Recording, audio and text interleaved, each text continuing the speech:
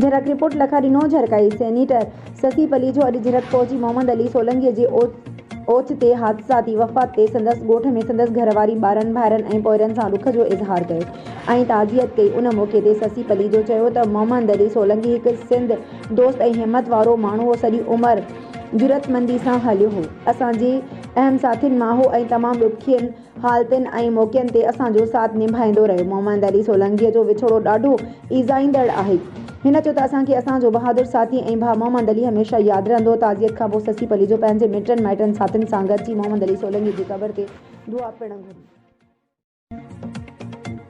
Matiari report अज़ीज़ गुल Khyber भेटशाह town committee तरफ़ां नए साल जे मौक़े ते अवाम लाइ रिलीफ ॾियण जो ऐलान कंदे जारी थींदड़ सभिनी सर्टिफिकेटनि जी फीस घटाए 150 रुपया मुक़ररु करण जो ऐलान कयो वियो। टाउन कमेटी भेटशाह जे चेयरमैन सैयद ख़ावर हुसैन शाह लतीफ़ी पंहिंजे ऑफिस में इजलास दौरान साफ़िन सां ॻाल्हाईंदे चयो त नए साल 2024 जे मौक़े ते भेटशाह वासियुनि लाइ रिलीफ जो ऐलान कयो वियो आहे, जंहिं त टाउन तरफ़ां जारी थींदड़ सभिनी सर्टिफिकेटनि जंहिंमें पैदाइश सर्टिफिकेट, फोती सर्टिफिकेट, निकाह रजिस्ट्रेशन, बिजली ऐं गैस लाइ NOC, तलाक सर्टिफिकेट जी फ़ी 150 रुपया मुक़ररु करण जो ऐलान कयो वियो आहे। टाउन तरफ़ां कंहिं बि सर्टिफिकेट ते 150 खां वधीक फ़ी वसूल न कयूं वेंदियूं। वधीक फ़ीस वसूल कंदड़नि ख़िलाफ़ कार्रवाई कई वेंदी। हिन चयो त नादरा जी फ़ीस खे नज़र में रखंदे 150 रुपया मुक़ररु कयो वियो आहे। हाणे कंहिं बि शहरी खान टाउन ऑफिस में वधीक फ़ीस न वरिती वेंदी। जेकॾहिं शहरीनि तरफ़ां कंहिं बि अमले ख़िलाफ़ का शिकायत मिली त उन ख़िलाफ़ फौरी तौर ते कार्रवाई अमल में आंदी वेंदी। उन मौक़े ते vice chairman Rana Mohammad Usman Rajput, town officer Syed Mohsin Shah, Mohammad Soomar, Wafa Safi, Rajib Ali Boldar, Raja Haider Bakhsh Wasan ऐं ॿिया बि मौजूदु हुया। नौशरो फ़िरोज़ रिपोर्ट ज़ुल्फ़िकार अली तगर। नौशरो फ़िरोज़ जे करप्ट एसिड शो ख़ालिद शाह चोरीअ जी हिक झड़तू केस में साफ़ी ज़मीर लुंड खे गिरफ़्तार करे वरितो। माजिद तगर मसान पुट बॉक्स FIR दर्ज। सिंध साफ़ी इतिहाद जो एहतजाजी मुज़ाहिरो। रिपोर्ट मूजिब नौशरो फ़िरोज़ थाणे जे करप्ट एसिड शो अब्दुल ख़ालिक शाह सचियूं ख़बरूं हलाइण ते मछिड़जी पियो ऐं नेशनल प्रेस क्लब जे नायब सदर ज़मीर हुसैन लुंड खे रेवेन्यू कॉलोनी नौशरो फ़िरोज़ जे रहवासी वजी मेमण जे हिक चोरीअ जे इल्ज़ाम हणी खेसि गिरफ़्तार करे वरितो, जंहिं ते साफ़ी सरापा एहतजाज बणिजी विया ऐं एसिड शो ख़ालिक शाह ख़िलाफ़ एहतजाजी मुज़ाहिरो कयो। उन मौक़े ते सिंध साफ़ी इतिहाद जे अॻवान यूनिस राजपर, अहम ज़फ़र तगर, सागर यूसुफ, मंगी मौला बख्श, मशहूरी इम्तियाज़ सूमरो, ख़ादिम सियाल, महर विस्तड़ो, ज़हीर सूमरो, ख़ालिद चांडियो, असद विस्तड़ो ऐं ॿियनि चयो त एसिड शो हथ सां चोरियूं कराए शहरियुनि खे फुराए पियो। इहे ख़बरूं हलण ते पुलिस साफ़ियुनि खां इंतकाम पई वठे। जॾहिं कुझु ॾींहं अॻु साफ़ी माजिद तगर ते अकाउंट्स ऑफिसर म्यूनिसिपल कूड़ी FIR कराई हुई, छो जो संदसि भाउ म्यूनिसिपल मुलाज़िमनि खे पघारूं ॾियण लाइ मुसलसल एहतजाज करायो। हाणे वरी ज़मीर लुंड खे चोरीअ जी कूड़ी FIR में गिरफ़्तार करायो वियो आहे। हिननि चिता ॾिनो खेसि फ़ौरन आज़ादु कयो वञे ऐं ॿी सूरत में 3 जनवरी ते SSP ऑफिस अॻियां धरणो हंयो वेंदो। रिपोर्ट रियाज़ अली मीरानी शिकारपुर। शिकारपुर खां अमां सां ख़बर शामिल कंदासीं त शिकारपुर में तहफ़्फ़ुज़ सिंध ऑर्गेनाइज़ेशन पारां शिकारपुर ज़ाइका रेस्टोरेंट ते हिकु अलीशान तक़रीब कोटाए वई। तक़रीब में बहितरीन कारकर्दगी करण ते उहिदेदारनि खे एवार्डनि सां नवाज़ियो वियो। प्रोग्राम में तहफ़्फ़ुज़ सिंध ऑर्गेनाइज़ेशन खे 1 साल मुकमल थियण ते तहफ़्फ़ुज़ सिंध ऑर्गेनाइज़ेशन जे मरकज़ी चेयरमैन मौलाना ग़ुलाम यासीन हैदरी खे पग पाराइण सां गॾोगॾु केक बि कटियो वियो। तक़रीब में तहफ़्फ़ुज़ सिंध ऑर्गेनाइज़ेशन जे मरकज़ी उहिदेदारनि ऐं ज़िलो शिकारपुर ऐं तालकनि जे उहिदेदारनि वॾी तादाद में शिरकत कई ऐं कारकर्दगी जी बुनियादनि ते तहफ़्फ़ुज़ शिकारपुर जे खे एवार्ड ॾिना विया। रिपोर्ट रियाज़ अली मीरानी शिकारपुर। शिकारपुर पुलिस जो इंटेलिजेंस बेस्ड टारगेट ऑपरेशन 4 यरग़ मिली बाहिफ़ाज़त बाज़ियाब। 3 जवाबदारनि सहूलतकारनि खे गिरफ़्तार। चंद ॾींहं अॻु रुस्तम थाणे जी हद मां अग़वा थी वियल मोहम्मद पनाह महर, मुजाहिद संदड़ो, जान मोहम्मद मीरानी ऐं तारिक मीरानी खे बाहिफ़ाज़त बाज़ियाब करायो वियो आहे। कुझु ॾींहं अॻु रुस्तम थाणे जी हद मां अणॼातल जवाबदार 4 ॼणनि खे अग़वा करे विया हुया। SSP शिकारपुर डॉक्टर मोहम्मद इमरान खान पारां DSP खानपुर जी अॻवानी में यरग़माल थियलनि जी बाज़ियाबी लाइ स्पेशल टीम जोड़ी वई हुई। पुलिस ॻुझी इतला ते कचे वारे इलाइक़े में कार्रवाई कंदे 3 सहूलतकारनि जवाबदारनि खे गिरफ़्तार करे 4 यरग़मालनि खे बाहिफ़ाज़त बाज़ियाब करायो आहे। वधीक जांच जारी आहे। वारसन यरग़माल थियलनि जी बाज़ियाबी ते SSP शिकारपुर डॉक्टर मोहम्मद इमरान खान जो शुक्रियो अदा कयो ऐं शिकारपुर पुलिस खे शानदार कामयाबी ते ख़ैराज तहसीन पेश कयो। रिपोर्ट रियाज़ अली मीरानी शिकारपुर। सिंध फनकार इतिहाद जे चेयरमैन फ़ियाज़ अली लाशारी जे तरफ़ खां कल्ह साफ़ी रियाज़ अली मीरानी जी सालगिरह मल्हाई वई।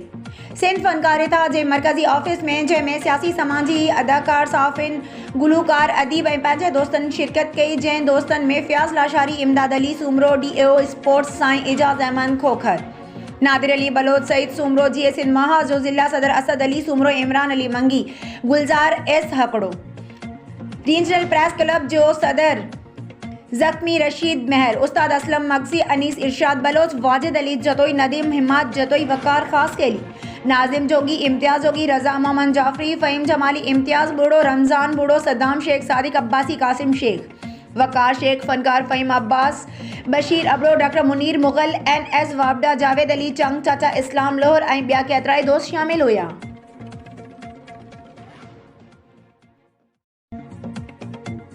खैबर रिपोर्ट अजीज़ गुल खैबर खैबर लग गुड जुम्मा शौक वट खैर मोहम्मद बलोच होटल सामू नेशनल हाईवे ते मरीज़ ambulance service number CS 7780 civil अस्पताल हैदराबाद में लाश शहदादपुर खणी वनी रही हुई त गुड जुम्मा शौक वट होटल ते चांहि पीअण लाइ एम्बुलेंस ड्राइवर बीठो त पोयां तेज़ रफ़्तार क्रोला कार्ड नंबर BGM 306 साणस टकराइजी वई, जंहिंजे नतीजे में जानी को भी नुक़सान न थियो। एम्बुलेंस सर्विस मां लाश ॿिए गाॾी में वारसनि सां गॾु शहदादपुर ॾांहुं मुंतक़िल कयो वियो। एम्बुलेंस सर्विस ऐं कार जो वॾो नुक़सान थी पियो।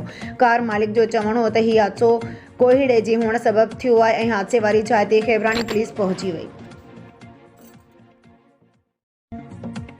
संजोरो रिपोर्टर हैदरबैग जंग संजोरो में नौजवान बंदूक जो फायर करे आपघात करे छॾियो। तफ़सील मूजिब संजोरे शहर जे वार्ड नंबर 2 में पुलिस एहलकार जे नौजवान पुट 21 सालनि जे अली गुलाम भट्टी मुबैना बंदूक सां फायर करे आपघात करे छॾियो। ख़ुदकशी कंदड़ नौजवान संजोरे थाणे जी पुलिस एहलकार अली गुल भट्टीअ जो फर्ज़ंद हुयो, जेको काफ़ी अरसे खां मिर्गीअ जी बीमारीअ जो मरीज़ हो ऐं संदसि ज़हनी तवाज़ुन बि दुरुस्त न हुयो। संजोरो पुलिस मुताबिक़ अॼु सुबुह नौजवान कमरे में वञी पंहिंजे वालिद जे लाइसेंस वारी बंदूक सां पेट में फायर कयो, जेको संदसि मौत जो कारण बणियो। संजोरो पुलिस इतला ते संदसि लाश खे पोस्टमार्टम लाइ तालका सिविल अस्पताल मुंतक़िल कयो, पर वारसनि तरफ़ां वाक़ियो इतफ़ाक़ी करार ॾियण जे करे ज़रूरी कानूनी कार्रवाई बाद लाश वारसनि हवाले कयो वियो।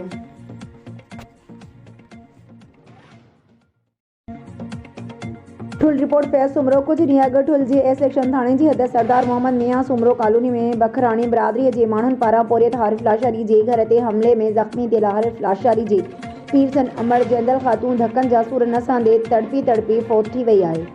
क़ातिलनि जी गिरफ़्तारी लाइ लाशारी बिरादरी पारां पीरसन औरत जो लाश एम्बुलेंस जी सहूलियत न हुजण सबबु लाश डाटसन ज़रिए खणाए तालका अस्पताल आंदो वियो, जितां ज़रूरी कार्रवाई बाद लाश खे रहबर चौक ते रखी औरतुनि ऐं मर्दनि पारां धरणो हंयो वियो, जंहिं सबबु कुझु देर ताईं ट्रैफ़िक मुअतल थी वई। उन मौक़े ते हारिफ़ लाशारी सॾण खान लाशारी सिकंदर लाशारी ऐं ॿियनि मीडिया खे ॿुधायो त बखराणी बिरादरी जा 9 माण्हू लठियूं कुआड़ियूं ऐं पिस्टल साण खणी असांजे घर ते बिलाजवाज़ हमिलो करे भञा करण बाद औरतुनि ते लठियूं वसाए तशद्दुद करे तज़लील जो निशानो बणायो आहे ऐं हमले में 4 औरतूं माई जंदल ख़ातून लाशारी वज़ीरा वादल ख़ातून हूरा ख़ातून लाशारी खे ज़ख़्मी करे विया हुआ। हिन चयो त हद जी पुलिस खे इतला ॾियण बावजूद पुलिस न पहुती ऐं 9 जवाबदारनि ख़िलाफ़ NC दाख़िल कराई आहे। उन जे बावजूद भी का बि गिरफ़्तारी अमल में नाहे आई। मीरपुर ख़ास ब्यूरो चीफ सूमार समय जो ऐवान साफ़त जे जनरल सेक्रेटरी अज़हर चड्डर जे भाउ अयाज़ जी तबियत में बहितरी सिटी स्किन जी रिपोर्ट साफ़ आई। सोशल मीडिया ते टेलीफोन कॉल ते तबियत पुछंदड़ दोस्तनि दुआउनि कंदड़नि जा लख थोरा। पाकिस्तान पीपल्स पार्टी हैदराबाद जे अॻवान क़ौमी ऐं सूबाई सीटुनि जे उम्मीदवारनि चौधरी हाजी निज़ामुद्दीन आरई UC 8 न्यूरोकोट टाउन परेड आबाद जे चेयरमैन, सूबाई सीट जी उम्मीदवार चौधरी शानी आरई, mayor Hyderabad Kashif Shoro, focal person mayor Hyderabad Fayaz Korejo, जंहिं हैदराबाद सिविल अस्पताल में बर वक्त इलाज सिटी स्किन करायो, डॉक्टरनि खे फौरी अरेंज करायो, मुसलसल तबियत जी बहितरी ताईं बीठा रहिया। साफ़ी दोस्तनि ARY हैदराबाद जे रिपोर्टर नासिर हसन खान, साफ़ी दोस्त रब नवाज़ पंवर, संदसि भाइरनि सरार मोहम्मद बख्श पंवर, धणी बख्श पंवर ऐं ॿियनि जूं महिरबानियूं जेकी मीरपुर ख़ास खां गॾु हैदराबाद सिविल अस्पताल पहुता। ऐवान साफ़त सोमार समय जो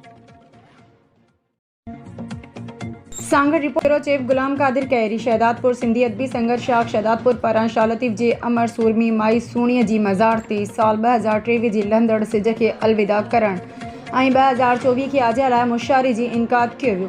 मुशाइरे खां अॻु माई सूणीअ जी मज़ार मथां गुलनि जी चादर चाढ़ी वई ऐं दुआ पिणु घुरी वई। मुशाइरे में आयल महिमाननि खे आजियाणो सिंधी अदबी संघर्ष शाख शहदादपुर जे सेक्रेटरी अब्दुल्ला चांडियो ॾिनो। मुशाइरे जी सदारत पीर बहा जान सरहंदी कई। शायरन में सैयद कुर्बान अली शाह, सिपाही इस्माइल खास के लिए दीदार, शहबाज कमरानी, आशिक अली चांडियो, मिठो सांगड़ाई, नूर चाकरानी, अबू मोहम्मद सरमन, मोहम्मद अयूब डायरी, शमीर अली, सुमरो, खालिद बुखारी, शाहिन सिंधी, कांची राम सावरिया, गुलाम हैदर खास के लिए आज़ाद मरी, मोहम्मद बारन, मंजूर गिलानी, सलीम रज़ा सोलंगी, वफा सुमरो, वली वसाना, हबीबुल्ला लगारी, इमाम बख्श बलोच, कुरुबदार कीरियो, मुनीर हैदर लगारी, अली नवाज अरेवाल ऐं ॿियनि शरीक थी शायरी पेश कई। मुशायरे खां ॻायल महिमाननि खे अजरकनि जा तोहफ़ा पेश कया विया। मुशायरे में मोहम्मद याकूब डायरी जी किताब ॾात धणी ॾेह जा जे मुहरत तक़रीब पिणु थी गुज़री। मुशायरे खां पोइ सिज 2023 खे अलविदा करण जी आख़िरी सलामी पेश कई वई।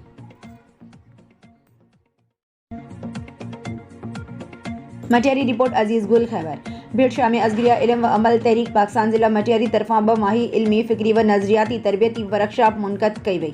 डिवीज़नल सेक्रेटरी तालीम व तरबियत मुजाहिद हुसैन शेख जी सदारत में कोटाइल तरबियती वर्कशॉप जी निगरानी मरकज़ी सदर अज़गिरिया इल्म व अमल तहरीक पाकिस्तान शहज़ाद रज़ा कई, जॾहिं त ख़ुसूसी शिरकत मजलिस आला सदर मोहम्मद आलिम साजदी, धणी बख्श जाफ़री, अयाज़ अली लाशारी, ज़िला सदर आरिफ हुसैन अल हुसैन कई ऐं ज़िला मटियारी जी काबीना पिणु शामिल हुई, जंहिंमें जनरल सेक्रेटरी बच्चल साजदी, जमशेद अहमद मरी, मोमिन अली शाह, आसिफ अली, शाहिद हुसैन, निसार साजदी ऐं ॿिया बि शामिल थिया। उन मौक़े ते साल जे कारवाहार जो जाइज़ो वरितो वियो ऐं मुख़्तलिफ़ ज़वारनि खे मुबारकबाद बि ॾिनी वई।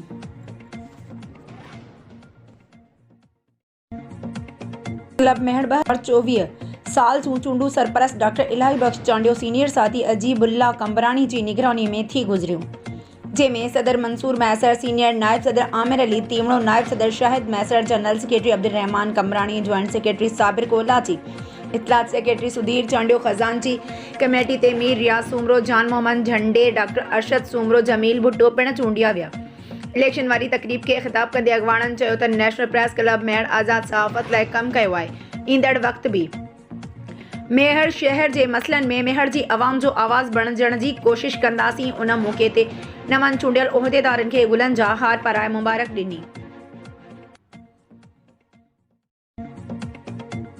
ठुलमा ख़बर आहे अवां सां शेयर कयूं पिया। फैज़ सुमरो जी रिपोर्ट मुताबिक़ त तालके ठुल जे करीम बशकू खोसो थाणी जे अदमी करीम बशकू खोसो राइस मिल भरिसां 3 मोटरसाइकिल सवार लाशारी बिरादरी सां तालुक़ु रखंदड़ थड़ी मौला दादू थाणी जे रवासी मोहम्मद उस्मान लाशारी खे गोलियूं हणी क़तल करे फ़रार थी विया।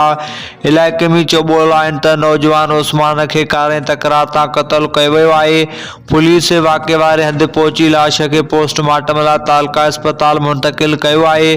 मक़तूल जे वारसनि खे नौजवान जे क़तल जी ख़बर पवण ते घर भातियुनि में कोहराम मची वियो। होॾां हद जी पुलिस जांच शुरू करे ॾिनी आहे।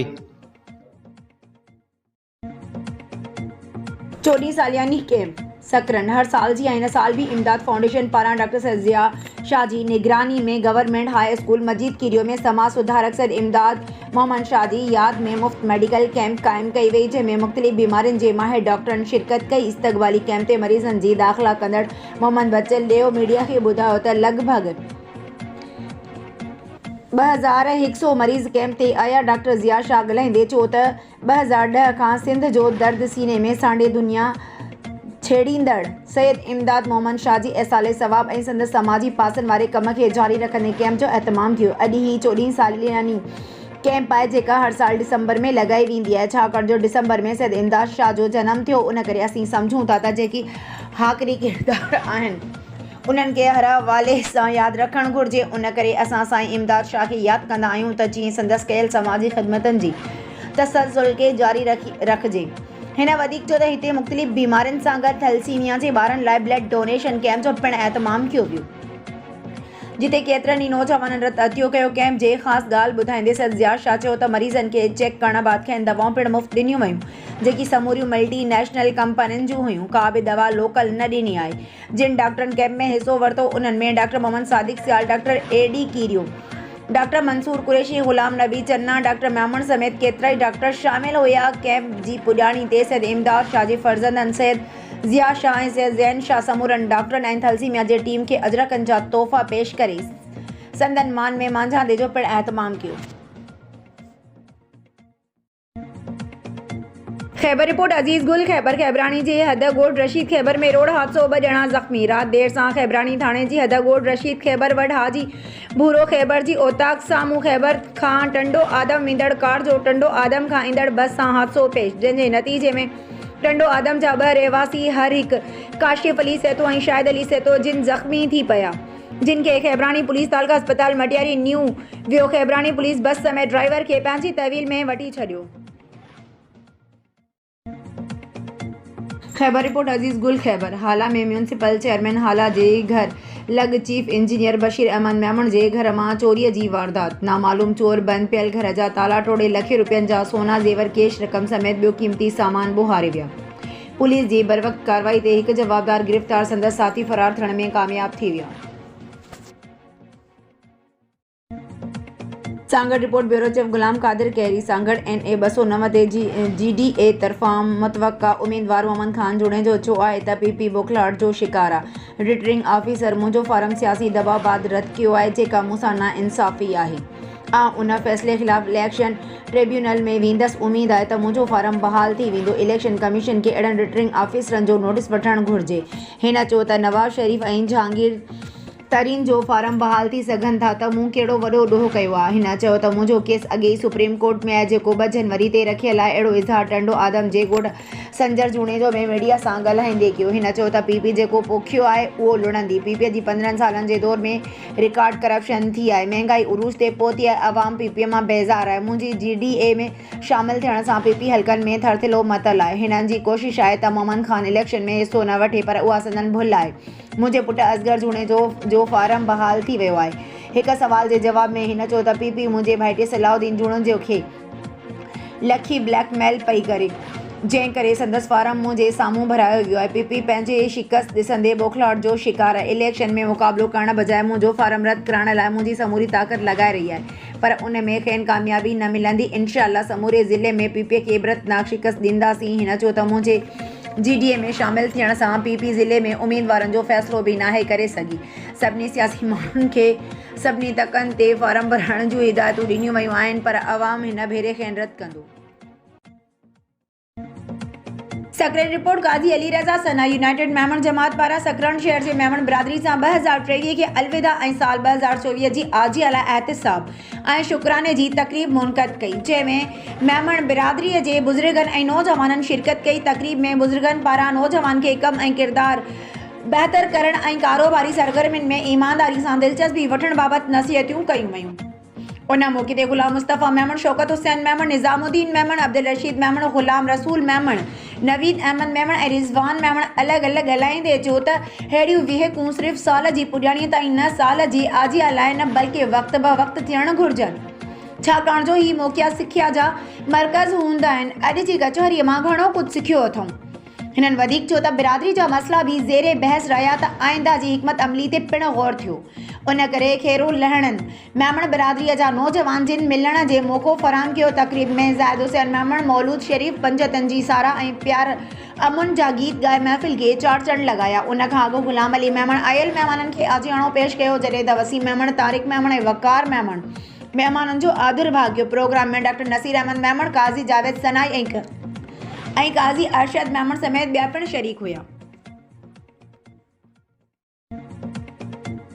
ठुल रिपोर्ट फैज़ सुमरो ठुल में हर साल जी हिन साल भी 2023 जे आख़िर में 2024 जी इब्तिदा मौक़े ते महफ़िल नात व शबीनतुल क़ुरान सैयद वाहिद बख्श शाह जीलानी ऐं साहबज़ादा सैयद रिज़वान अली शाह जीलानी जे मेज़बानी में जीलानी हाउस ठुल में मुनक़द कयो वियो जॾहिं त सैयद ज़ाहिद अली शाह स्टेट सेक्रेटरी जा फ़राइज़ अंजाम ॾिना। महफ़िल नात में PP ज़िले नायब सदर मीर मोहसिन खान सरकी सैयद नबी शाह सैयद सिकंदर अली शाह सैयद अली असगर शाह सैयद सच्चल शाह सैयद असदुल्ला शाह सैयद मजहर अली शाह मौलवी मोहम्मद अजमल भट्टी मौलाना मोहम्मद शफ़ी सरकी हाफिज़ दरिया खान बरोई मौलवी वली मोहम्मद दायो मौलाना अब्दुल कादिर पहोर रेस अनवर अली दायो मशहूर नात ख़्वान बरकत अली नसीरानी हाजी नज़ीर अहमद सुमरो ज़ैनुल आबदीन सुल्तानी साफ़िन फैज़ सोमरो गाजी रशीद भट्टी खैर मोहम्मद गोलो सईद मोहम्मद किनरानी साबिर अली गोलो ऐं आशिकाने रसूल वॾे अंग में शिरकत कई जॾहिं त नात ख़्वाननि हज़रत मोहम्मद मुस्तफ़ा जे शान में नात पढ़ी ख़ूब दाद हासिल कयो।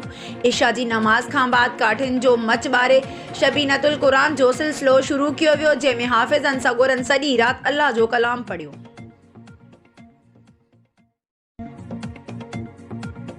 घोटकी डिस्ट्रिक्ट रिपोर्टर मोहम्मद मलूक भुट्टो आलमी कोलाची इताद ज़िले ऑफिस में मीटिंग थी गुजरी, जंहिंमें ज़िला सदर इरफान बलोच, सूबाई नायब सदर अब्दुल अज़ीज़ मोहम्मद नवाज़ कोलाची, गुलाम रसूल कोलाची, इमरान अली कोलाची, महमूद अली कोलाची, साजिद अली कोलाची, मोहम्मद सलीम कोलाची ऐं ॿियनि जी शिरकत। हिननि जो वधीक चवणु हो त असांजी कोलाची बिरादरी खे नज़रअंदाज़ कयो वेंदो आहे। सिर्फ़ु वोट वठणु महिल असां सभिनि खे यादि हूंदा आहियूं। हाणे असां पंहिंजो वोट सोचे सम्झे ॾींदासीं। जेको कमु कंदो असां जी ऐं इज़त कंदो उनखे वोट मिलंदो। नौजवान तबिको सम्झी वियो ऐं सोचे सम्झी वोट ॾींदो। सभु नौजवान सुजाॻ थी चुका आहिनि।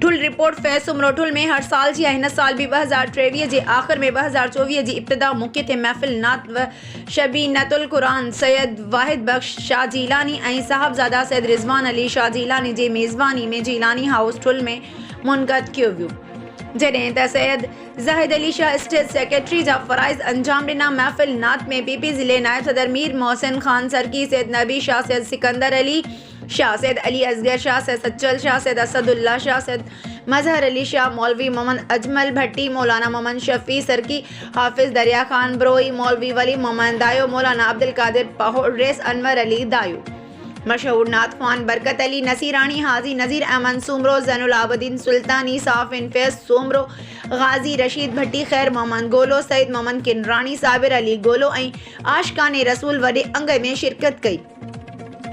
जॾहिं त नात ख़्वाननि हज़रत मोहम्मद मुस्तफ़ा जे शान में नात पढ़ी ख़ूब दाद हासिल कयो। इशा जी नमाज़ खां बाद काठिन जो मच ॿारे शबीनतुल क़ुरान जो सिलसिलो शुरू कयो वियो, जंहिंमें हाफ़िज़नि सगोरनि सॼी राति अल्लाह जो कलाम पढ़ियो। झरक रिपोर्ट लखा ॾिनो झरकाई पाकिस्तान पीपल्स पार्टी ज़िले ठटे जे अॻवान साबिक़ MPA साबिक़ ज़िले ठटे जे चेयरमैन गुलाम कादिर पली जो झरक लग फैसल बबर फार्म हाउस पहुतो, जिते सियासी समाजी अॻवान मोहम्मद फैसल बबर सां अहम मुलाक़ात कई। जंहिंखां पोइ संदसि वालिद हाजी मोहम्मद रहीम बबर मुलाक़ात करे संदसि तबियत मालूम कई, जॾहिं त उन्हीअ मौक़े ते पाकिस्तान पीपल्स पार्टी सदर UC झरक गुलाम नबी बबर, मोहम्मद उर्स बबर, नज़ीर जान शोरो, हाकन बबर, अली हसन ख़ास केली, मोहम्मद ईसा बबर, फ़कीर मोहम्मद शोरो ऐं ॿिया मौजूद अॻवान गॾु हुआ। काज़ी अहमद रिपोर्ट साहिल लाखो। काज़ी अहमद शहर जे शेर मोहम्मद कॉलोनी जे साम्हूं नेशनल हाईवे ते पुरसुकून माहौल, बाज़ोक माण्हुनि लाइ बहितरीन लोकेशन ते बिस्मिल्लाह महर रेस्टोरेंट होटल जो इफ़्तिताह। शहर मौजिद सरदार ॼाम फ़िरोज़ ख़ान उनड़ जिन रिबिन कटे कयो, जॾहिं त इफ़्तिताह खां रेस्टोरेंट पहुचण रेस्टोरेंट इंतज़ामिया सेठ मुमताज़ अली महर, डॉक्टर इम्तियाज़ अली महर, इमरान अली महर जिन संदसि गुलाब जे गुलनि सां शानदार आजिया कई। ज़बार सरदार ॼाम फ़िरोज़ ख़ान उनड़ खे सेठ मुमताज़ अली महर ऐं पुलिस एहलकार मुमताज़ अली लाखो लुंगियूं ऐं नोटनि जा हार पाराए इफ़्तिताही तक़रीब में राडूनी इताद अॻवान फ़कीर बशीर अहमद ख़ास केली PTI अॻवान मीर हज़ार ख़ान जतोई, नूरदीन मायूटो, रेस मोहरम लुंड गाज़ी जतोई, अल्लाह ॾिनो लाखो, डॉक्टर शबीर चांडियो, एडवोकेट इम्तियाज़ अली चांडियो, सीनियर साफ़ी साहिल लाखो, सीनियर साफ़ी गुलाम हैदर बालादी समेत वॾी तादाद में सियासी समाजी अॻवाननि शहरनि शिरकत कई। डॉक्टर इम्तियाज़ अली महर पारां आयल महिमाननि जो शुक्रियो अदा कयो।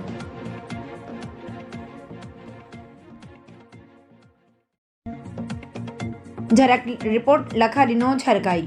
टंडो गुलाम अली ख़ान झरक ईंदे झरक वासी रांदीगरनि जी कार मातेली वेझो ट्रैक्टर ट्राली सां टकराइजी वई, जंहिंजे नतीजे में झरक वासी रांदीगर मोहम्मद अली सोलंगी मौक़े ते फ़ौत थी वियो, जॾहिं त साणसि गॾु कार में सवार 4 ॼणा हिम्मत ख़ान सोलंगी, असगर सोलंगी, पप्पू उमरानी, अवैस महमूद सख़्त ज़ख़्मी थी पिया। ज़ख़्मियुनि खे मक़ामी अस्पताल पहुचाए फ़ौती मोहम्मद अली सोलंकीअ जो लाश ज़रूरी कार्रवाई बाद वारसनि हवाले कयो वियो।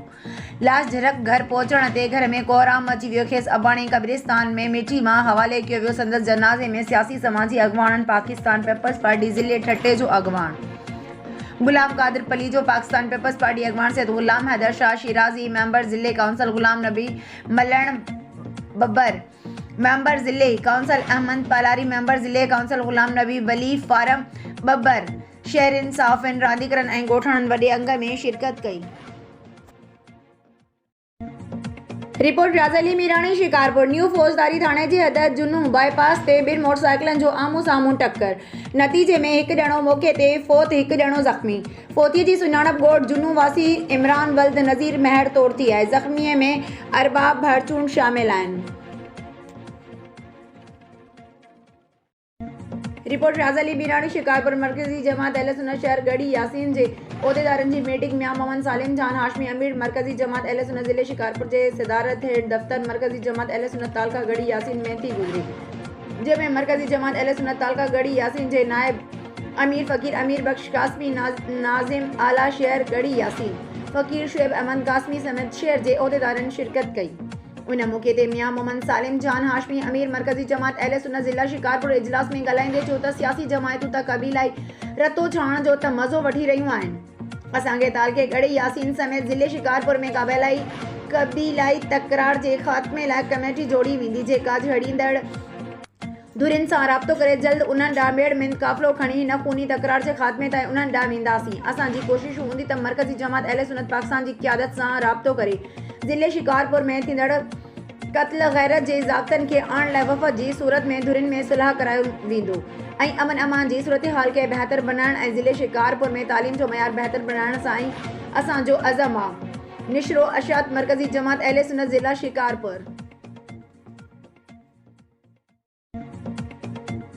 सकरन अवामी ताकत ऑर्गेनाइज़ेशन जे चेयरमैन NA 207 जी आज़ाद उम्मीदवार अबू आमिर लाखो पंहिंजे साथियुनि अहमद खान लाखो, मौलाना ग़ुलाम हैदर महंगल, नेमतुल्लाह मल्ला, इम्तियाज़ मलिक सां गॾु सकरन प्रेस क्लब में प्रेस कॉन्फ्रेंस चयो आहे त शहीद बेनज़ीर आबाद शहीद बेनज़ीर भुट्टो जे नाले सां क़ाइमु आहे, पर उन सां माटेली मां वारो सलूक कयो वियो आहे। माण्हू गंदो पाणी पीअण ते मजबूर आहिनि। स्कूलनि अस्पतालनि जे अरबे रुपया बजट हुअण बावजूदि ज़बून हालत आहे।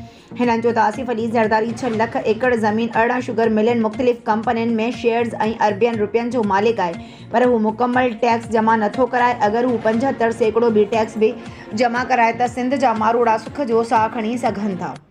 हिननि चयो त आसिफ अली ज़रदारी ते मुख़्तलिफ़ केस आहिनि, उन बावजूदि संदसि फारम बहाल कया विया आहिनि। हिननि चयो त असां इलेक्शन कमीशन खे बि दरख़्वास्त कई आहे त संदसि मुकमल स्क्रूटनी कई वञे। हिननि चयो त असां सुप्रीम कोर्ट खे बि अपील था कयूं त नवाब शाह शहर जो नोटिस वरितो वञे, ही बयान रिकॉर्ड ते रखियो वञे।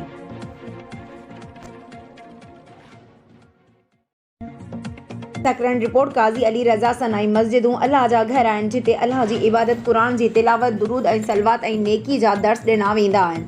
अल्लाह जे घरनि खे आबाद कयो ऐं दुनिया ऐं आख़िरत खे संवारियो। अहिड़नि ख़्यालनि जो इज़हार मदरसा हुसैनिया शहदादपुर जो उस्ताद कारी अब्दुल रशीद अज़ीम कॉलोनी सकरन में मस्जिद बीबी हलीमा सादिया जो संगे बुनियाद रखण वारी तक़रीब में करे रहियो हुयो। हिन चयो त मस्जिदूं तामीर करण में पंहिंजो माली तोड़े कमु करण जे हवाले सां हिसो वञणु घुरिजे, उहो सदको जारी आहे। हिन चयो त नबी करीम सल्लल्लाहु अलैहि वसल्लम मस्जिद नबवी जी तामीर वक़्तु ॿियनि असाबनि सां गॾु मिटी ऐं पथर ढोईंदा रहिया। उन मौक़े ते मस्जिद बीबी हलीमा सादिया जी तामीर में अहम किरदार अदा कंदड़ मौलाना अली नवाज़ परिहार चयो त अल्लाह जी रज़ा सां ही 12वीं मस्जिद आहे, जंहिंजो बुनियाद रखियो वियो आहे ऐं अल्लाह जी मदद सां ठही मुकमल थींदी।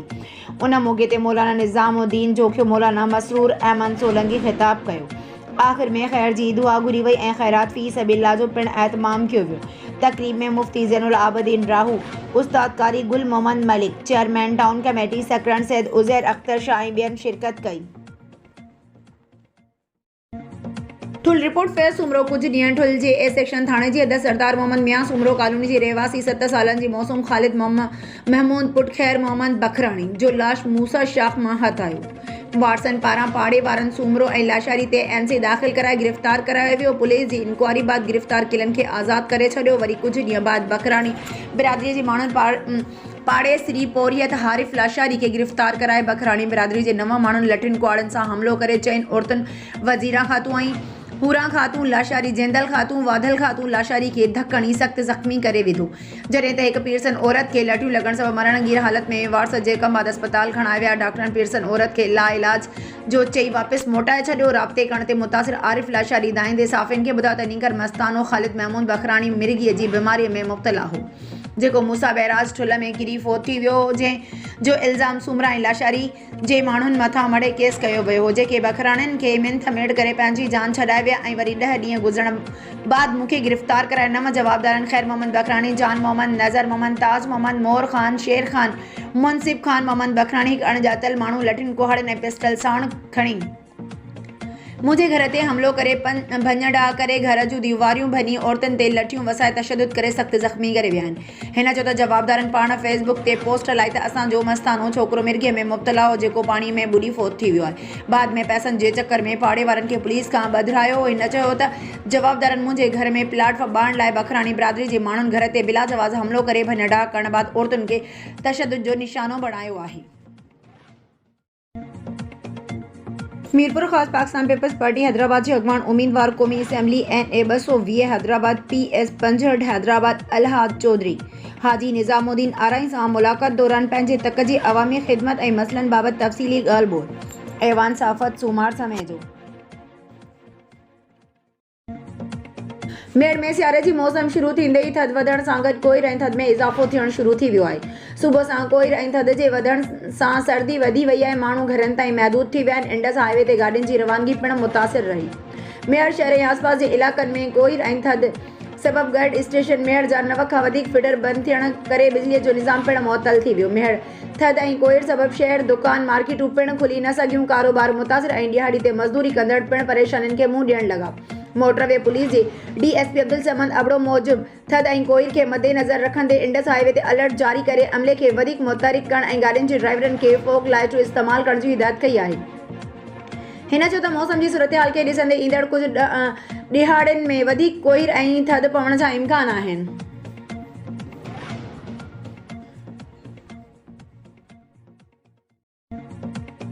Sanghar report bureau chief Ghulam Qadir Keerio Sanghar शहर जे कारोबारी मर्कज़ रहमत शाह चौक ते फ़ौरन जो बेगी मतल फ़ौरू धाड़ा रोज़ जो मामूल बणियल पुलिस अघो निंड सुतल पुलिस चोरनि ऐं पाथारीदारनि जी साथी बणियल मज़ामत करण ते फ़ौरन फायरिंग करे मोटरसाइकिल सवार हसीब पठान खे ज़ख़्मी करण बाद फायरिंग करे फरार। सांगड़ रहमत शाह चौक ते फ़ौरन पारां मोटरसाइकिल फुर दौरान मज़ामत करण ते फ़ौरन पिस्टल जा फायर करे मोटरसाइकिल सवार हसीब पठान खे ज़ख़्मी करण बाद फायरिंग कंदे फरार थी विया। होॾां फ़ौरन जी फायरिंग ते इलाइक़े वासी पहुची करे नौजवान खे सिविल अस्पताल सांगड़ मुंतक़िल कयो वियो जिते डॉक्टरनि मूजिबि ज़ख़्मी नौजवान खे ॿिन्हिनि टंगनि में गोलियूं लॻल आहिनि जंहिंखे सांगड़ खां नवाब शाह रेफर कयो वियो। पुलिस इतला खां पोइ वाक़े वारी हंधि पहुती। ठुल रिपोर्ट फेस सुमरो ठुल में होटल मज़दूरनि जे सालियानी वाद न वधाइण ख़िलाफ़ होटल मालिकनि ख़िलाफ़ होटल मज़दूर यूनियन पारां अहम गॾिजाणी यूनियन जे सदर ग़ुलाम कादिर बोड़ो जी सदारत में थी गुज़री। गॾिजाणी बाद सदर ग़ुलाम कादिर बोड़ो साफ़िन सां ॻाल्हाईंदे चयो त महांगाई जहिड़े दौर में सॼे सिंध में होटल मज़दूरनि जे सालाना मज़दूरी में वाध कई वई आहे। जॾहिं त ठुल जे होटल मालिकनि सालाना मज़दूरीअ में वाध न करे मज़दूरनि खे फ़क़ाकशी ॾांहुं धिकियो आहे जंहिं सबबि मज़दूरनि जे घरनि जो चुल्हो ॿरण बि मुश्किल थी वियो आहे। हिन चयो त असांजे मज़दूरनि सां सदाई माटेली मां वारो सलूक कयो पियो वञे। हिननि चयो त जॾहिं इलेक्शन वेझो ईंदी आहे त सियासतदान वोट वॾी कामयाबी माणे ऐं असां सां वाइदा करे 5 ताईं सालनि ग़ाइब थी वेंदा आहिनि। वरी इलेक्शन ईंदी आहे वोट वठण लाइ असांखे यादि कंदा था अचनि। हिन वधीक चयो त तालके में असां 500 खां वधीक मेंबर आहियूं जेके मेंबर मुख़्तलिफ़ होटलनि ते कमु करे पंहिंजो गुज़र सफ़र कंदा आहिनि पर महांगाई वधी वञण करे हाणे पेट पालणु मुश्किल थी पियो आहे। इजलास बाद मज़दूरनि सदर ग़ुलाम कादिर बोड़ो जी अॻवाणी में मुतालबनि जी मनता लाइ एहतजाजी मुज़ाहिरो कयो वियो ऐं चयो त हिन इलेक्शन में पंहिंजो फ़ैसिलो सोचे सम्झे कंदासीं। काज़ी अहमद रिपोर्ट साहिल लखो काज़ी अहमद जे सूबाई तक PS 39 जी सूबाई तक जी नामज़दगी कागज़नि जी छंड छाण जे आख़िरी ॾींहं ते ॿिनि उम्मीदवारनि लाॻापियल रिटर्निंग ऑफिसर बाबर निज़ामाणी वटि पहुची पंहिंजे नॉमिनेशन फार्मनि जी छंड छाण कराई जंहिंमें सूबाई तक PS 39 ते उम्मीदवारनि राडूणी इतिहाद जे क़ौमी रागी अली हसन ख़ास के लिए आज़ाद उम्मीदवार फौजिया बशीर ख़ास के लिए जा नामज़दगी बहाल किया विया। उन मौक़े ते अॻवाननि मीडिया सां ॻाल्हाईंदे चयो त PS 39 काज़ी अहमद ते फार्म भराया हुआ जेके शुक्र अल्हम्दुलिल्लाह अॼु बहाल थी विया। हाणे पंहिंजे तक जी अवाम अपील आहे असां अव्हां मुंझाई आहियूं। असांखे खटण लाइ अव्हां जी सहकार ऐं वोट जी ज़रूरत पवंदी। उम्मीद अव्हां जो साथ असां सां रहंदो असांजो साथ अव्हां सां रहंदो। राडूनी इतिहाद जे उम्मीदवारनि अली हसन ख़ास के लिए फौजिया बशीर अहमद ख़ास के लिए जा फार्म बहाल थियण ते मुख़्तलिफ़ बिरादरियुनि जे माण्हुनि RO ऑफिस ॿाहिरां गुलनि जी वर्खा करे खेनि गुलनि ऐं अजरकनि जा हार पाराए मुबारकूं ॾिनियूं।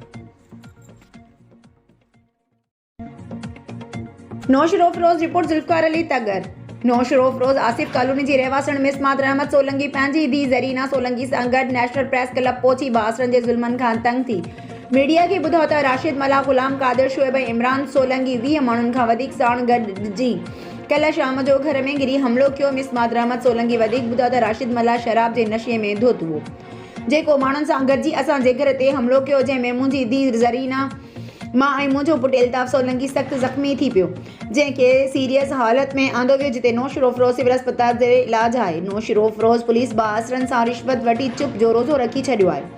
मिस मादर अहमद सोलंकी रोईंदे ॿुधायो त असांजो ग़रीब हुजण करे केर बि ॿुधण लाइ तयारु न आहे। जवाबदार असांखे मौत मार धमकियूं ॾेई रहिया आहिनि। क़ुरान पाक जे सदके असांजी मदद कई वञे, असांजी जाननि खे ख़तरो आहे।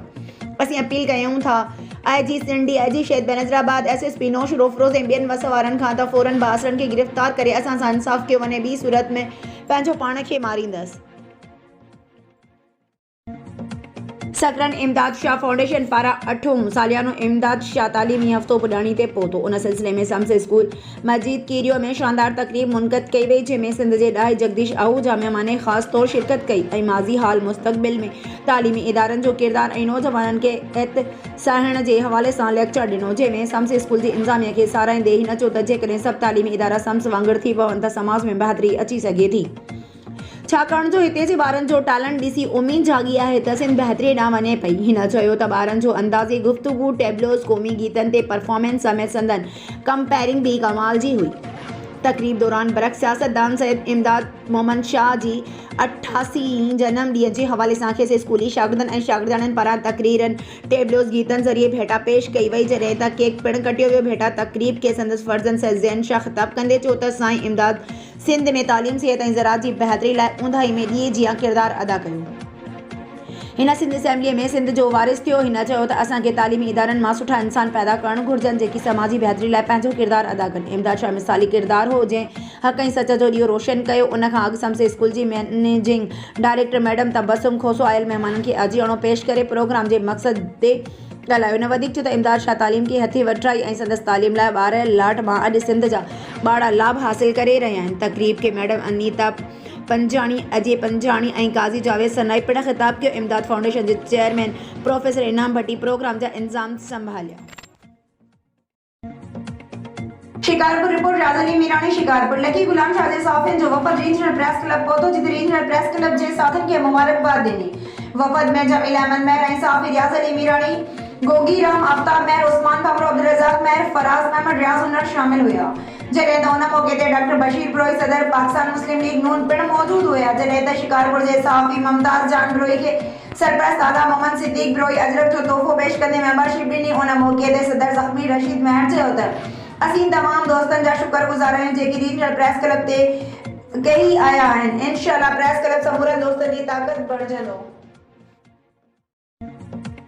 Sanghar report bureau chief Ghulam Qadir Keerio. Sanghar breaking news. ताज़ो GDA में शमूलियत कंदड़ सांगड़ ज़िले जी सियासत में वॾो असरु रखंदड़ सॼी सिंध में फ़ैसिला कंदड़ अमीन सॾजंदड़ वॾेरो मोहम्मद ख़ान जूणे जो पारां क़ौमी असेंबलीअ जे तक NA 209 जी RO सलीम चितोई पारां काग़ज़नि जी छंड-छाण बाद GDA जे उम्मीदवार मोहम्मद ख़ान जूणे जो जा नामज़दगी फारम रद्द करे छॾियो आहे, जंहिं सां सांगड़ ज़िले में GDA खे वॾो सियासी झटको पहुची वियो आहे।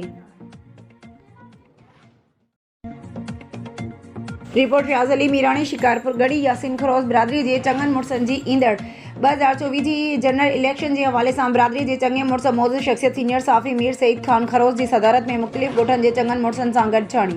हसन खरोस, संजर खरोस, मेहर खरोस, नियाज़ अली खरोस समेत ॿियनि ॻोठनि जे मौजूदनि वॾे अंग में शिरकत कई, जंहिंमें मीर सईद ख़ान खरोस, ख़ालिद हुसैन, मोर ख़ान, वासिल ख़ान, लीमू ख़ान, नियाज़ अली, शकील ख़ान, बाईजी ख़ान, ख़ादिम हुसैन, मोहम्मद हसन, मोहम्मद परियल, इंजीनियर ज़ाकिर हुसैन, मंजूर अली, बेरम शादी ख़ान, ग़ुलाम शबीर, काशिद अली, दिलशेर ख़ान, ईसान अली, नादिर हुसैन, हाफिज़ शेदो ख़ान, कश्मीर, सुराब ख़ान, साथी ख़ान, अंबर अली, तहमीज़ हुसैन ऐं ॿियनि शिरकत कई। खरोस बिरादरी जे शरीक मौजूदनि एतमाद कंदे मीर सईद ख़ान खरोस मथां एतमाद कंदे सियासी तोड़े बिरादरनि मसइलनि जो इख़्तियार ॾिनो वियो।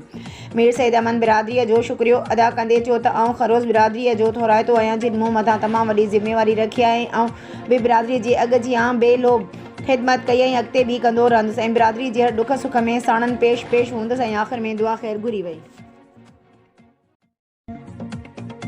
ठुल रिपोर्ट फैज़ सुमरो। कुछ ॾींहं ठुल जे ए सेक्शन थाणे जी हद सरदार मोहम्मद मियां सुमरो कॉलोनी जे रहवासी मिर्गीअ जी बीमारी में मुब्तला 7 सालनि जो मस्तानो ख़ालिद महमूद पुट खैर मोहम्मद बखराणी जो लाश मूसा शाख मां हथायो। वाटसन पारां पाड़े वारनि सूमरो ऐं लाशारी ते NC दाख़िल कराए गिरफ़्तार करायो वियो। पुलिस जी तस्दीक बाद गिरफ़्तार थियलनि खे आज़ाद करे छॾियो।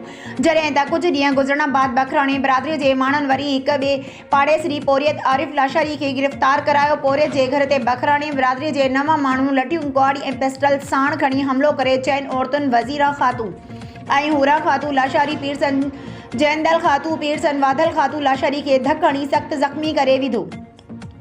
जॾहिं त हिकु पीरसन जंदल ख़ातू खे लठियूं हणी मरणगीर करे छॾियो, जंहिंखे गड़ती जोगी हालत में जेकम बादा न्यू वियो, जितां डॉक्टरनि लाइ इलाज जो चई वापसि मोटाए छॾियो ऐं पोड़ी जंदल ख़ातू ज़ख़्मनि जा सूर न सहंदे हू अॼु वफ़ात करे वई आहे। झरक रिपोर्ट लखा ॾिनो झरकाए सिंध मेमण इताद जे मरकज़ी कन्वेंशन में शिरकत करण लाइ सिंध मेमण इताद जे अॻवान अकरम मेमण, फरख राजा मेमण, अकबर मेमण ऐं ॿियनि जी अॻवानी में झरक मेमण बिरादरीअ जो काफ़िलो रावल हाउस राहू की टंडो ॼाम रवानो थियो। जॾहिं त मेमण इतिहाद जो मरकज़ी अॻवान अदा मोहम्मद मेमण काफ़िले सां गॾु झरक पहुतो, जिते फरख राजा मेमण जी अॻवानी में शानदार इस्तक़बाल कयो वियो। जंहिंखां पोइ अदा मोहम्मद मेमण जे काफ़िले सां गॾु झरक जो काफ़िलो रवानो थियो। ॿिए तरफ़ PP ज़िले ठटे जे सदर सादिक मेमण जो काफ़िलो जॾहिं झरक पहुतो त उन्हीअ जो इस्तक़बाल अकरम मेमण, अकबर मेमण, नूर हसन नोनी मेमण, ज़ुबैर मला ऐं ॿियनि इस्तक़बाल कयो। काफ़िले में नूर हसन नोनी मेमण, ज़ुबैर मला, कामरेड अयूब मला, मज़हर मेमण, आतिफ अली मेमण, महबूब मेमण, ज़ुबैर अहमद बबर ऐं ॿिया शामिल हुआ। सिजावल रिपोर्ट इम्तियाज़ मेमण सिजावल ज़िले जी अहम शख़्सियत अरबाब मोहम्मद दीन मेमण ऐं संदसि ज़ाल दुआ मोहम्मद दीन मेमण शिराज़ी भाइरनि जे हक़ में हथ खणी विया। NA 224 ऐं 73 PS ते हथ खयो। अरबाब मोहम्मद दीन मेमण शिराज़ी फार्म ते अॻोणो ज़िले नाज़िम ऐं शिराज़ी ग्रुप जे सरवाण सैद शफ़क़त हुसैन शाह शिराज़ी अॻोणो MNA सैद अयाज़ अली शाह शिराज़ी जिन सां मिली उहो ऐलान कयो। शिराज़ी ग्रुप जी हामी गियास मेमण सां राब्तो कयो। उन ख़बर जी तस्दीक पिणु कई आहे। मनोड़ो बरसानकोट मिस्र जी वाह में मोरो शहर ऐं डायरी बिरादरी जी मौजूद शख़्सियतनि ॿारनि जे माहिर डॉक्टर अब्दुल करीम डायरी पारां संदसि ॻोठ मिस्र जी वाह में हिकु रोज़ा मुफ़्त मेडिकल कैंप लॻाई वई, जंहिंमें डॉक्टर गुलाम हुसैन दुनियो, डॉक्टर संदम करीम डायरी साहिबा, doctor Ghulam Mohammad Phul, doctor Riaz Hussain Shah, doctor Mohsin Hub, doctor Abdul Karim Dahri ऐं ॿियनि डॉक्टरनि कैंप में शिरकत करे आल मरीज़नि जी चकास करे मरीज़नि खे दवाऊं ॾिनियूं वयूं। जॾहिं त अखियुनि जे मरीज़नि जी चकास करण बाद दवाऊं ऐं चश्मा ॾिना विया। जिन मरीज़नि में ऑपरेशन जी ज़रूरत हुई उन्हनि मरीज़नि जे अखियुनि जो पिणु मुफ़्त ऑपरेशन थींदो। उन मौक़े ते डॉक्टर अब्दुल करीम डायरी साफ़िन सां ॻाल्हाईंदे चयो त आउं पंहिंजे ॻोठ मिस्र जी वाह में हिकु रोज़ा मेडिकल कैंप लॻाई आहे। मुंहिंजी कैंप लॻाइण सां मनड़ो मिस्र जी वाह ऐं भरपासे जे ॻोठनि जे रहवासियुनि खे वॾी सहूलियत मिलंदी आहे। जॾहिं त अॼु बि मेडिकल कैंप ते 2000 खां मथे मरीज़नि जी चकास करण बाद हिननि मरीज़नि खे दवाऊं ॾिनियूं आहिनि। अखियुनि जे मरीज़नि खे पिणु दवाऊं ऐं चश्मा ॾिना आहिनि ऐं 50 खां मथे मरीज़नि जो ऑपरेशन थियणो आहे। उन्हनि मरीज़नि खे पंहिंजे पर्सनल गाॾियुनि ज़रिए नौशर ऑफ रोज़ मां अल शिफा जे तआवुन सां उन्हनि मरीज़नि जो ऑपरेशन करायो वेंदो। डॉक्टर अब्दुल करीम डायरी वधीक चयो त मुंहिंजी कैंप लॻाइण सां ग़रीबनि खे मदद मिलंदी ऐं मूंखे दिली सुकून मिलंदो आहे ऐं इंशाअल्लाह अॻिते बि कैंप लॻाइण वारो सिलसिलो जारी रहंदो। सकरन गुलिस्तान बाहू वेलफेयर ट्रस्ट ऐं जमात सालेहीन पारां थैलेसीमिया जे ॿारनि लाइ ब्लड डोनेशन कैंप क़ाइमु कई वई, जंहिंमें पीर ख़ालिद सुल्तान बाहू जी अक़ीदतमंदनि खां सवाइ केतिरनि ई शहरनि रत जो अतियो ॾिनो। उन मौक़े ते कैंप जे ऑर्गेनाइज़र अशरफ सुल्तानी, सलामत अली सुल्तानी, मोहम्मद इसाक़ सुल्तानी, नेमतुल्लाह सुल्तानी ऐं इमरान सुल्तानी अलॻि अलॻि ॻाल्हाईंदे चयो त अॼोकी कैंप असां पंहिंजे मुर्शिद पीर ख़ालिद सुल्तान बाहू जे जनम ॾींहं ते खेसि रत जी भेटा पेश करण लाइ लॻाई आहे, जंहिंमें गॾु कयल रत थैलेसीमिया जे ॿारनि खे तोहफ़े तौरु पेश कयो वियो आहे। कैंप दौरान महफ़िल नाच जो सिलसिलो पिणु हलंदो रहियो। उन मौक़े ते थैलेसीमिया पेशेंट्स वेलफेयर सोसाइटीअ जे जॉइंट सेक्रेटरी गुलाम नबी चिन्ना, थैलेसीमिया कोऑर्डिनेटर आगा राशिद ऐं थैलेसीमिया मैनेजर मुजीब रहमान ख़ासि करे चयो त असीं शुक्रगुज़ार आहियूं गुलिस्तान वेलफेयर ट्रस्ट जे दोस्तनि जा, जिन हिकु बहितरीन रिवायत क़ाइमु करे पंहिंजे मुर्शिद खे जनम ॾींहं ते भेटा पेश करण जे लाइ थैलेसीमिया जे ॿारनि लाइ ब्लड डोनेशन कैंप जो एहतमाम कयो।